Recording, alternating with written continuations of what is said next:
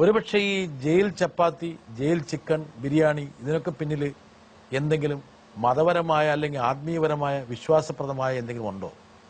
ഈ ആശയം എനിക്ക് തന്നത് പരിശുദ്ധ പ്രവാചകനായ മുഹമ്മദ് നബിയുടെ ജീവിതത്തിൽ നിന്നാണ്. അപ്പോൾ ഇസ്ലാമിന്റെ ഈ മഹത്വത്തിന്റെ കാര്യങ്ങൾ ഞാൻ പലപ്പോഴും പ്രസംഗിക്കാറുള്ളതാണ്. അതിലെനിക്ക് ഏറ്റവും ഇഷ്ടപ്പെട്ട ഒരു ആശയമാണ് ഈ പരിശുദ്ധ പ്രവാചകൻ തടവുകാരോട് ചെയ്ത ഒരാശയം. ബദർ യുദ്ധം കഴിഞ്ഞ് കുറെ തടവുകാരെ പിടിച്ചോണ്ട് വന്നു. ഇവർക്ക് മുഴുവൻ ആഹാരവും എല്ലാം കൊടുത്ത് അവനിങ്ങനെ ഇട്ടിരിക്കുകയാണ്. അപ്പോൾ ഇവന് സ്വാതന്ത്ര്യം വേണമെങ്കിൽ 10 വരാഹൻ കൊടുക്കണം, 10 സ്വർണ്ണ നാണയം കൊടുക്കണമെങ്കിലേ മോചനം കിട്ടുള്ളൂ. പ്രവാചകൻ മനസ്സിലാക്കി അദ്ദേഹത്തിന്റെ സൈന്യത്തിലെ ആളുകൾക്ക് വിദ്യാഭ്യാസം, സാക്ഷരത എന്ന് പറഞ്ഞാൽ ഓൾമോസ്റ്റ് ഇല്ലായിരുന്നു. അപ്പോൾ ഈ പിടിച്ചെടുത്ത ആളുകൾ ഒരുപാട് പേർക്ക് എഴുതാനും വായിക്കാനും അറിയാവുന്നവരാണ്. അവരെ കൊണ്ട് പ്രവാചകൻ പറഞ്ഞു, നിങ്ങൾ 10 പേരെ എഴുതാനും വായിക്കാനും പഠിപ്പിച്ചാൽ നിങ്ങൾക്ക് മോചനം തരുന്നതാണ്. അങ്ങനെ ഈ പട്ടാളത്തിലുള്ള ആളുകളെ ഇവർ എഴുതാനും പഠിപ്പിക്കാൻ തുടങ്ങി. അങ്ങനെ 10 പേരെ പഠിപ്പിച്ചു കഴിഞ്ഞപ്പോൾ ഇവർക്ക് മോചനം കൊടുത്തു. മോചനം കൊടുത്തു കഴിഞ്ഞ് പ്രവാചകൻ അവരോട് പറഞ്ഞു, ഇനി നിങ്ങൾ സ്വതന്ത്രരാണ്, പക്ഷേ നിങ്ങൾ ഈ ഞങ്ങളുടെ ട്രൈബിലുള്ള ആളുകൾക്ക് വിദ്യാഭ്യാസം കൊടുക്കുന്ന അധ്യാപകരായി നിങ്ങളെ അപ്പോയിന്റ് ചെയ്തിരിക്കുന്നു എന്ന് പറഞ്ഞു.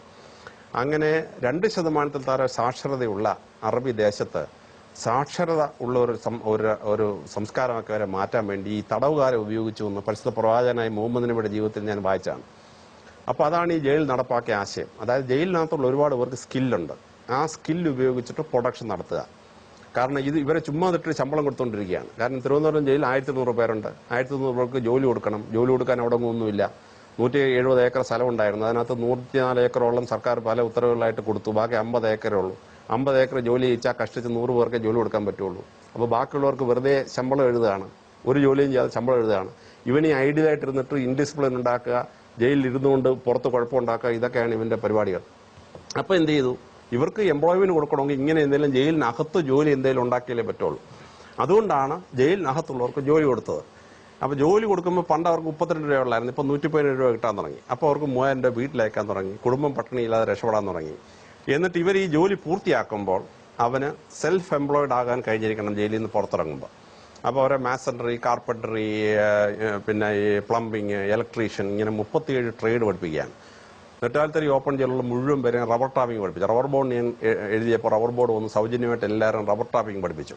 അപ്പോൾ റബ്ബർ ടാപ്പിംഗ് പഠിപ്പിച്ച ആളുകൾക്ക് ഭയങ്കര ഷോർട്ടേജാണ്. അപ്പോൾ അവർ പുറത്തിറങ്ങിയാൽ ഉടനെ അവർക്ക് 1000 ചില്ലാനം രൂപ പ്രതി ദിവസം വരുമാനം കിട്ടുന്ന ജോലിയായി. 30 ലക്ഷം രൂപയുടെ എസ്റ്റേറ്റ് വലിയ കാറിൽ കൊണ്ടുവന്നാണ് ഇവനെ എഴുന്നള്ളിച്ചുകൊണ്ട് പോകുന്നത്. ഈ പ്രിസണറെ എസ്റ്റേറ്റിലോട്ട് കൊണ്ടുപോകുന്നത്.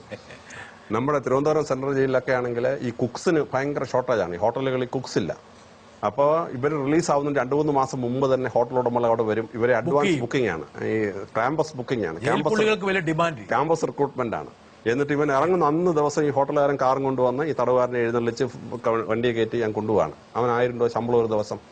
അപ്പൊ അങ്ങനെ ജയിലിൽ നിന്ന് ഇറങ്ങുന്ന ആളുകൾക്ക് ഒരു 99% ആളുകൾക്ക് എംപ്ലോയ്മെന്റ് കിട്ടി.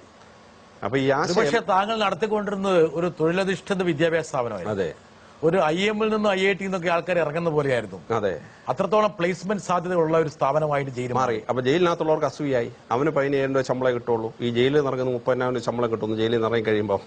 അപ്പൊ അവൻ ജയിലിൽ നിന്ന് ഇറങ്ങണവൻ. വാർഡർക്ക് ഇവനോട് അസൂയായി. കാരണം വാർഡർ കിട്ടുന്നതിന്റെ ഇരട്ടി ശമ്പളമായി ഈ തടവുകാരന് ജയിലിൽ നിന്ന് ഇറങ്ങി കഴിയുമ്പോൾ ഈ കുക്കിങ്ങും ഈ ടാപ്പിങ്ങും ഒക്കെ പഠിച്ച തടവുകാർക്ക്. അപ്പോൾ പരിസ്ഥിതി പ്രവാചകൻ എനിക്ക് തന്ന ഒരു വലിയ ആശയം ഞാൻ ജയിലിൽ നടപ്പാക്കിയതാണ് ഈ ആശയം എന്ന് പറയുന്നത്. എന്തായാലും താങ്കളുടെ ആ ഒരു